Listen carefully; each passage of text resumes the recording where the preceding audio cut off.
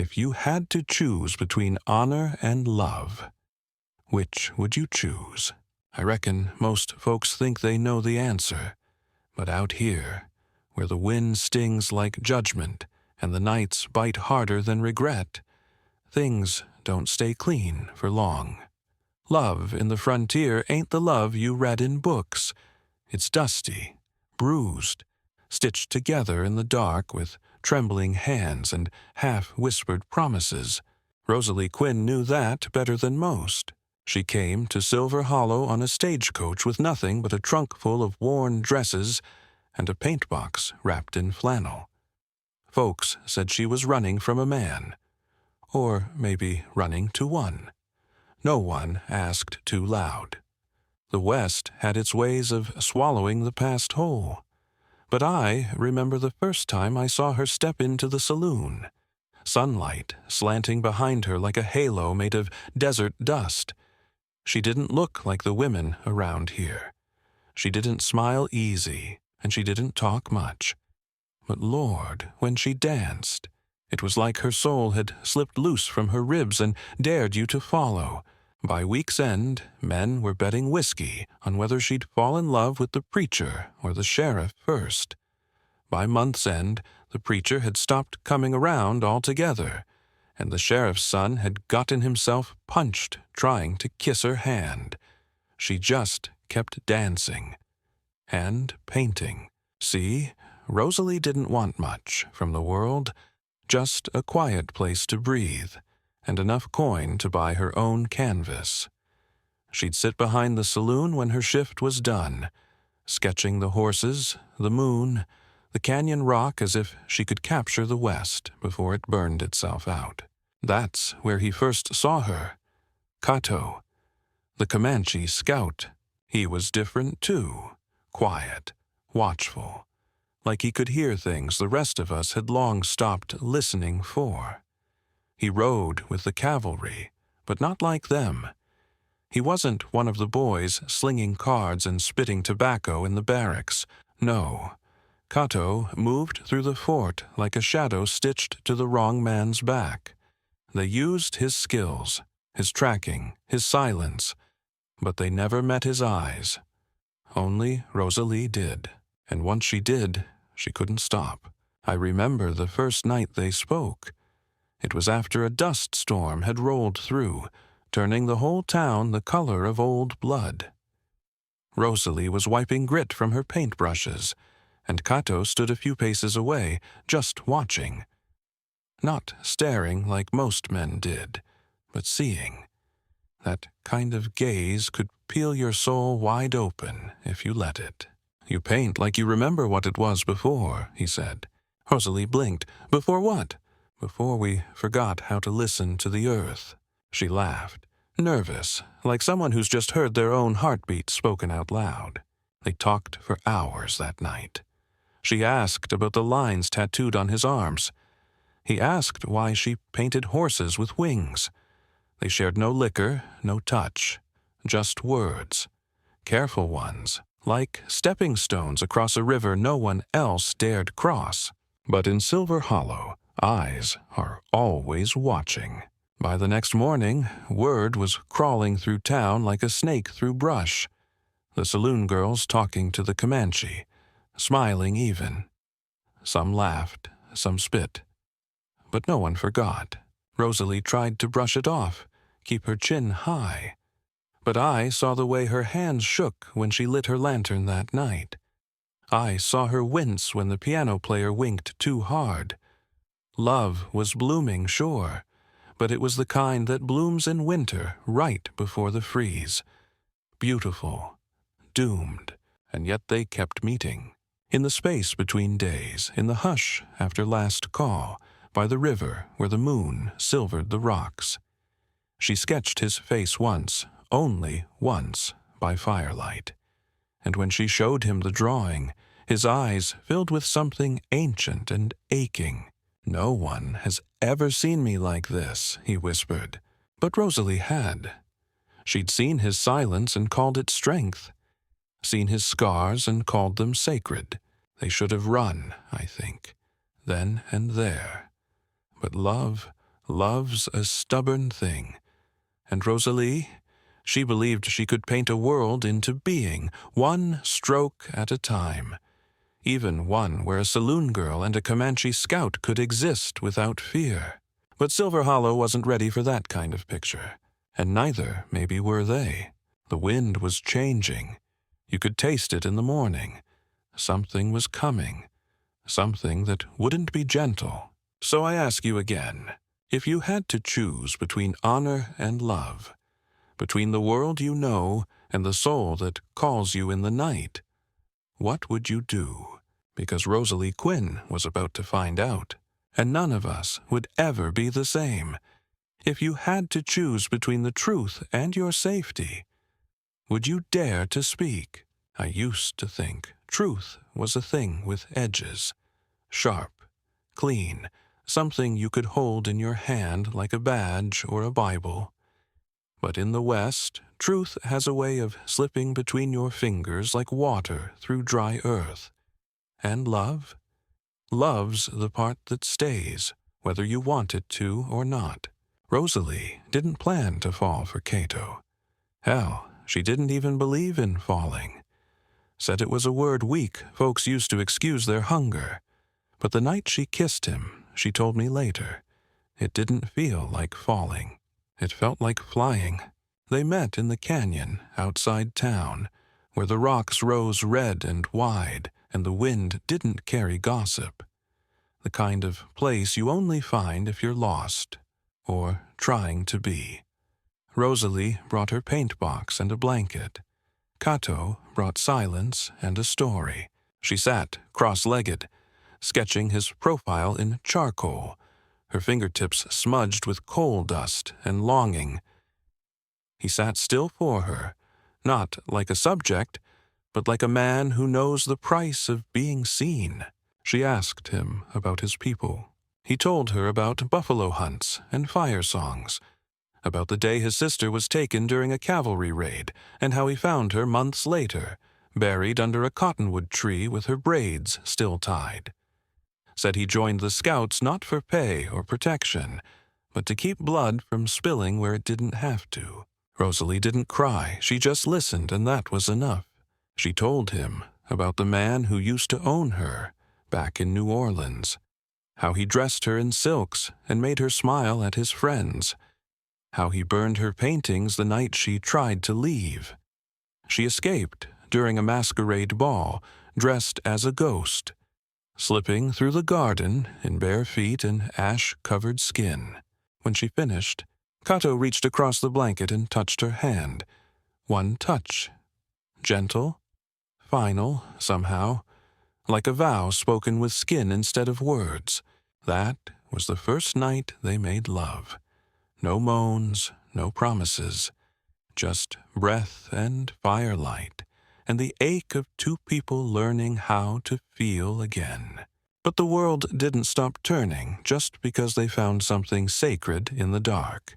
By day, Rosalie danced beneath whiskey breath and piano keys, smiling like nothing had changed. Cato rode with the scouts, tracking stolen cattle and mapping rivers, nodding at soldiers who would never call him brother. But in the hours between, they carved out a sliver of world for themselves, a fragile thing, hidden like a secret poem beneath floorboards. I saw them once, just once, when they thought no one was watching. She brushed her thumb across his cheek, smearing paint on his skin. He laughed. It was the only time I ever heard that sound come from him, and I swear it cracked something inside me. That was when I knew. They weren't just lovers. They were building something that didn't exist yet, and that scared the hell out of everyone. There was talk, of course. There always is. Men in the saloon whispering over cards. Women outside church exchanging glances too sharp to be innocent. Some called her filthy, others called him worse, but no one said it out loud. Not yet, because what do you do with a love that doesn't ask permission? One night, Rosalie came back to her room to find her door broken open. her brushes scattered, her latest painting, a canvas she'd hidden behind the wardrobe, ripped down the middle. It had been a portrait of Cato, not a warrior, not a savage, just a man, looking toward the horizon with eyes full of sorrow and sky. Rosalie didn't scream. She didn't cry. She just picked up the torn halves and laid them side by side on her floor like a grave. She knew what it meant. This wasn't just gossip anymore. Someone had crossed a line. Later, that week, she found a feather tucked beneath her pillow, painted red like blood. A warning. Or maybe a threat. She didn't tell Cato. Not yet. She knew what he'd do, and she wasn't ready to lose him to the fire the town was stirring. She tried to paint anyway. Each brushstroke felt heavier. The horses she once painted now looked scared. The skies, once wild and blue, turned gray. Something inside her was dimming, and it wasn't just fear. It was the knowing that love this real doesn't go unnoticed for long, and it rarely goes unpunished. They met again in the canyon 2 nights later. She hadn't planned to cry, but the tears came anyway. Slow, silent, like rain over parched earth. "I think they want you gone," she whispered. Cato didn't flinch. They always have. But now they want me gone too. He reached into the leather pouch around his neck and pulled out a small bundle. A feather, painted with the same reds and ochres she used in her studio. "My mother made this," he said, "to keep courage close when your heart wants to run." He placed it in her palm, warm from his body. Rosalie closed her fingers around it like it was fire. "I don't know how long we have," she said, "but I'd rather have you for a moment than anyone else for a lifetime." Cato said nothing. He just kissed her. Once, slow, with the weight of every goodbye he'd ever known. If you had to choose between family and your heart, between the life you were handed and the life you dreamed of, what would you do? Rosalie was about to make that choice, and the town of Silver Hollow, it was about to make its own. If you had to choose between staying silent to protect someone, or speaking out and losing them forever, would you find your voice? I've seen men die with secrets heavier than bullets. I've seen women bury truth beneath corsets and hymns until it rotted their bones. Out here, on this cracked and sunburned stretch of land, silence can be a kind of survival, but it can also be a noose. Rosalie knew that. She knew it deep in her ribs, where her old bruises never quite faded. And still, she picked up her brushes. The night after Cato gave her the painted feather, she worked until her fingers blistered. She didn't eat, barely drank, just painted like the wind was screaming through her veins. Her eyes were wild, bright with something too big for words. Maybe grief, maybe defiance. The canvas she chose was the last clean one she had. She stretched it tight in her room, nailed it to the frame herself. No one helped. No one knew.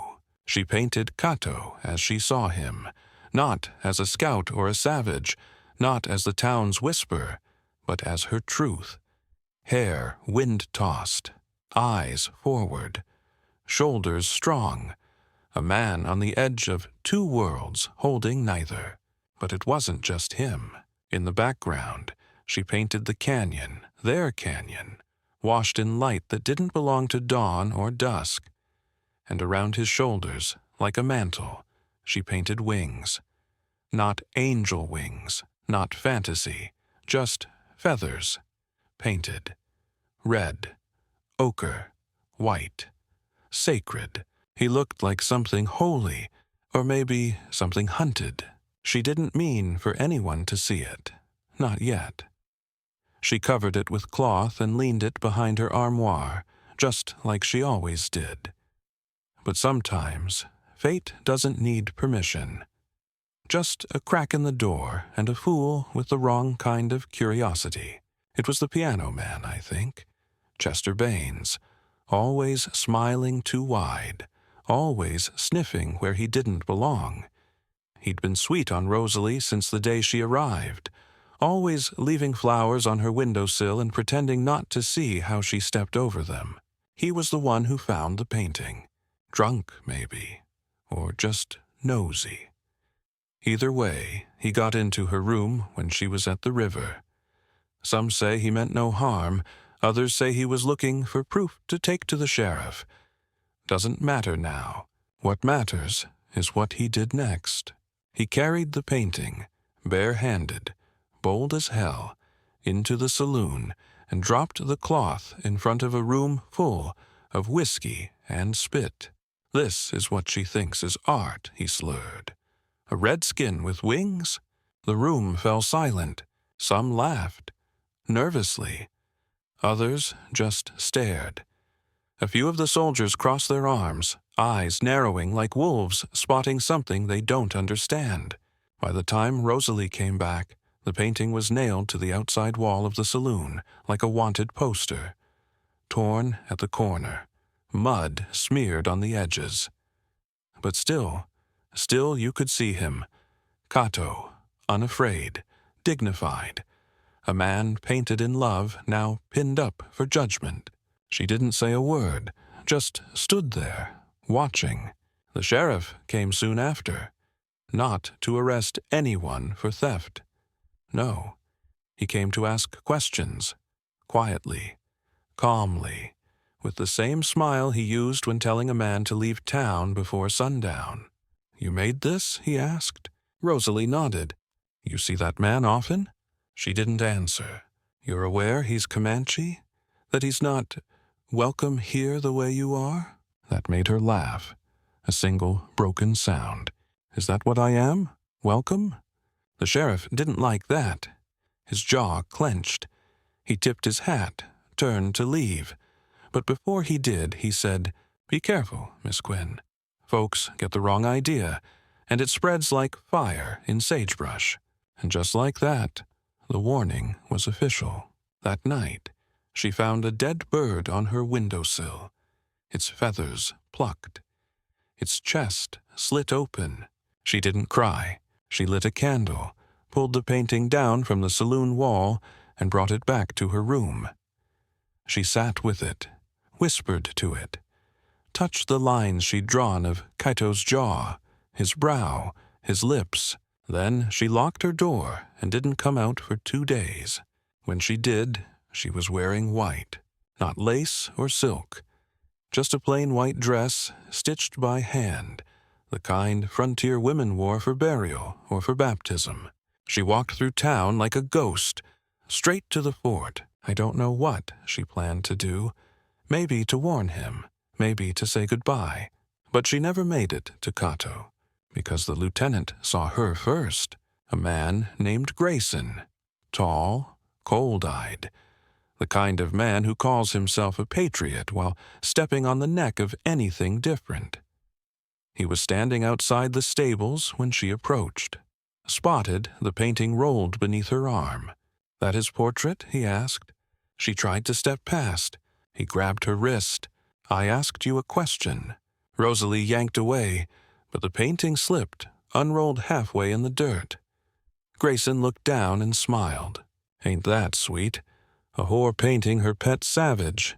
I wish I could tell you she slapped him, that she drew her pistol or bit his cheek clean off, but she didn't. She just knelt in the dirt, picked up her painting, and said softly, 'You don't know what love is.' Then she walked away, and Grayson, he followed, because men like him can't stand being dismissed. They don't forget humiliation. They burn it into the walls of their pride. And the moment Rosalie turned her back, she lit a fire in him that wasn't going to go out easy. If you had to choose between love and safety, between making a stand or staying alive, what would you do? Rosalie had already chosen, and the cost of that choice was coming for her like a bullet in slow motion. If you had to choose between running from fear or standing in front of it, even if it cost you everything, would you stay? Most folks say they'd fight.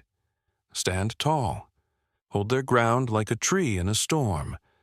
But storms don't always howl. Sometimes they whisper. And fear, it doesn't always charge at you. Sometimes it circles, waits, smiles. That was how it came for Rosalie. After the painting incident, the fort went quiet. Too quiet. The kind of stillness that hums like a snake before it strikes. Cato didn't return to town. Rosalie didn't leave her room. And the rest of us, we waited, pretending not to feel the temperature dropping. But Grayson hadn't forgotten. He waited 4 days before making his move. And when he did, it wasn't loud. It was calculated. Cold. Like every step had been drawn out on paper before blood ever touched the floor. The cavalry rode out at dawn, just before the sun could warm the canyon. They called it a routine patrol. Said they were tracking a band of raiders. But I knew better. We all did. They were going for Cato. Rosalie knew it too. She stormed into the saloon just as the news hit, wild-eyed and barefoot, her white dress trailing mud like she'd been running through dreams that refused to let her go. "Which way did they ride?" she asked. No one answered. She slammed her fists on the bar. "Tell me!" Old Charlie, the bartender, looked down at his rag. "North Ridge, through Red Hollow. That's where they'll cut him off." She turned without a word, grabbed a saddlebag from behind the piano, and was out the door before anyone could stop her. I remember watching the hem of her dress vanish around the corner like a ghost late to its own funeral. She rode a mule. Not fast, not strong, but stubborn. Like her.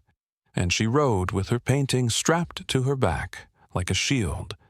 Or maybe a grave marker. She found Cato near the edge of the canyon, just before Red Hollow narrows into the stone gorge. He was setting snares, quiet, focused, unaware of the boots tracking him from 2 miles out. When he saw her, he dropped everything. "Rosalie?" She slid off the mule, breathless, shaking. "They're coming. Grayson, the cavalry. They're saying raiders, but it's you they're after." Cato didn't move, just stood there, listening to the wind like it carried words only he could understand. "I can hide you," she whispered. "There's a cave north of here, behind the painted rocks. No one goes there." Cato looked at her, long and full of something deeper than fear. "I won't run." "They'll kill you." "Maybe." She stepped closer. "Why won't you let me save you?" He took her hand, pressed it to his chest. "Because I already am saved." Behind them, hoofbeats echoed off the canyon walls. 10, maybe 12 riders. Close. Cato kissed her then, soft and slow, like he was memorizing her breath. "I'll lead them away," he said. "They're not here for you." Rosalie grabbed his shirt. "They will be, once they know." "Then burn it." "What?" "The painting, everything, burn it all." She shook her head, tears falling now. "That's all I have." "No." He cupped her face. "You have more. You have light. You have truth. That painting, it's beauty. But beauty doesn't survive in cages." And with that, he was gone. He ran, not like a coward, but like a man who knew the only way to protect what he loved was to pull fire toward himself. And it worked. The soldiers followed him into the hollow, all except one, Grayson. He found Rosalie not long after, standing by the mule, alone, hair tangled, eyes fierce. He dismounted slowly, rifle still slung. "You're braver than I gave you credit for," he said. Rosalie said nothing. He walked closer. "You love him?" She didn't blink. "More than I fear you." That made him pause, then smile. "You're not afraid now." but you will be. He reached for the painting strapped to the mule's saddle, tore it loose, unrolled it, studied it, then pulled a match from his coat. "I'm doing you a favor," he said, striking the match against his belt. But before the flame could touch canvas, Rosalie pulled her pistol. One shot, clean, right into the dirt by his boot. He froze. So did the air. "I don't kill," she said, "but I paint what I love. And if you burn that, there won't be a part of you left worth remembering." For a long moment neither moved. Then Grayson, tight-lipped and humiliated, dropped the match, ground it into the dust. "You just made enemies in places that don't forget," he muttered, mounting his horse.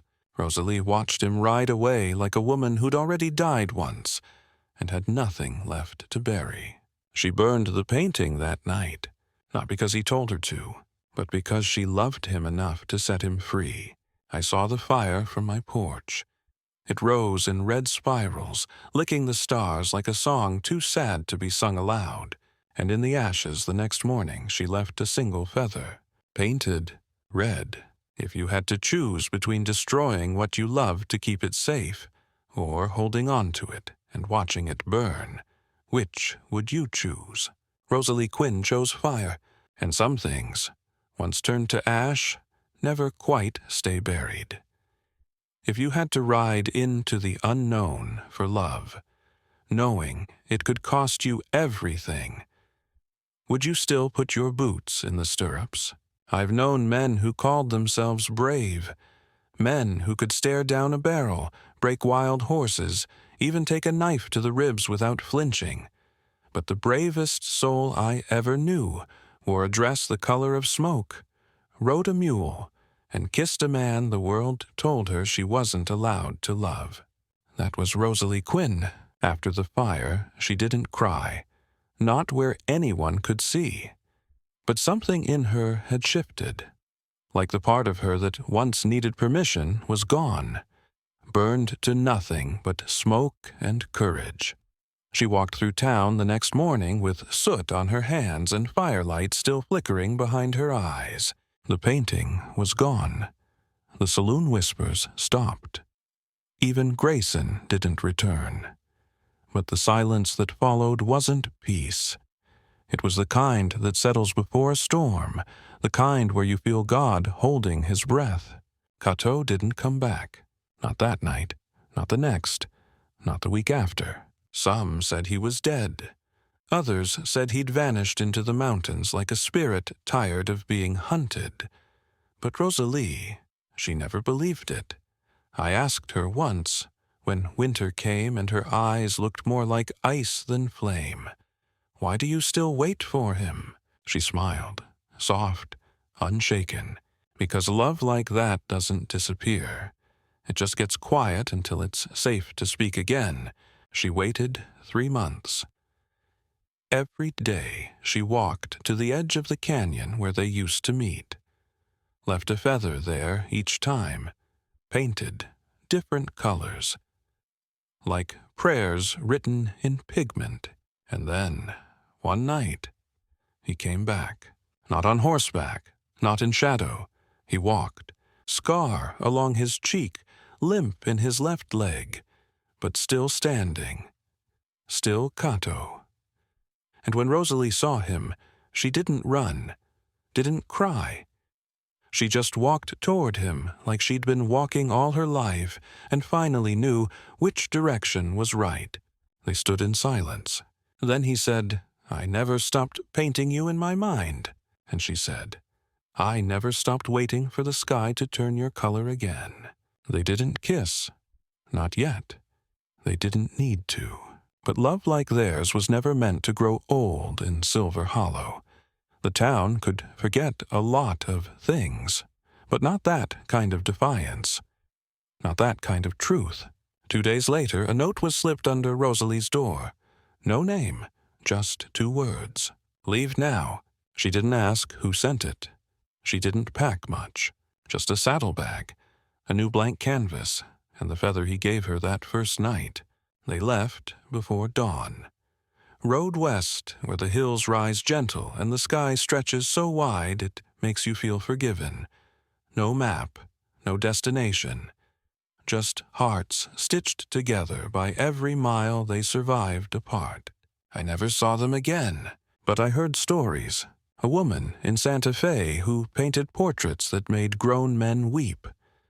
A man with a scar on his cheek who built houses with his bare hands and never once asked for payment. A pair of lovers in the desert who danced beneath the stars like the world had finally learned to look away. And once, in a trading post far north, someone told me about a painting, hung in the back room behind a curtain. No signature, just a portrait of a man with feathers on his shoulders and a woman beside him, holding a paintbrush like a torch. They called it redemption.